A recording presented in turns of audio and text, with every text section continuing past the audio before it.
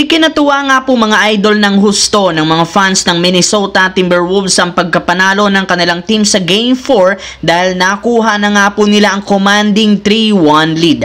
Nangangahulugan ito na isang panalo na lamang ang dapat makuha upang tuluyang umabante sa second round ng West kung saan makakalaban kung sino ang mananalo sa Golden State at Houston Rockets. Mismong si Anthony Edwards nang nagsabi hindi siya takot na harapin ng Lakers lalo na si LeBron. Wala rin naman ngang player ang Lakers na may kakayahan na pahintuin at sabayan siya. Kaya confidence nga ito na matatalo nila ang Lakers sa serye. Sinusubukan rin naman nga niyan tapatan ng physically na si LeBron James sa tuwing binabantayan nila ito at so far nagiging epektibo rin naman ang kanyang estratehiya sa depensa since napigilan nila ito na magtala ni 1 punto sa fourth quarter ng Game 4. Kaya yan ang isa sa mga dahilan bakit nagawa ng Minnesota na makapag-comeback sa nasabing laro. Samantala, dito naman, marami nga po mga idol na mga fans ang hindi natuwa kay Coach JJ Redick sa Game 4 nang hindi man lang nito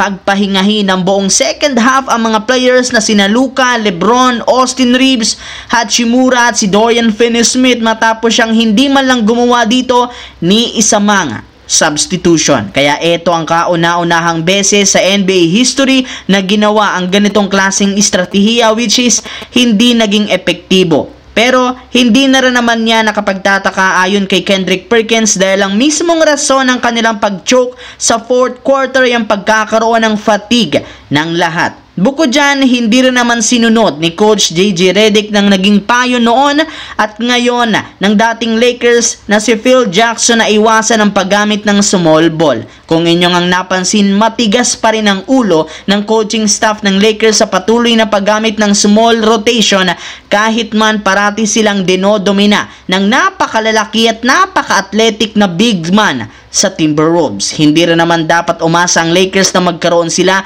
ng ibang resulta kung parati silang gagamit ng same strategy. Kaya kailangan talagang sundin ni Redick ang payo sa kanya ni Phil Jackson dahil kung hindi, malalaglag na nga sila. Sa kabilang banda, sa pagkatalo ng muli ng Milwaukee Bucks sa Game 4 laban sa Pacers 129-103, nabaon na nga sila sa 1-3 sa serye kung saan isang talo na lamang at malalaglag na. Pero hindi lang naman posibleng pagka-eliminate ng team ang pinoproblema bagkus nangangamba sila sa kalagayan ni Damian Lillard dahil sa kanyang injury. Sa umpisa pa lang ng Game 4 na puwersa na nga siyang pumunta sa locker room nang bigla na lamang itong bumagsak sa kalagitnaan ng play kahit walang bumabangga sa kanya at sinubukan itong hawakan ng likurang bahagi ng kanyang paa.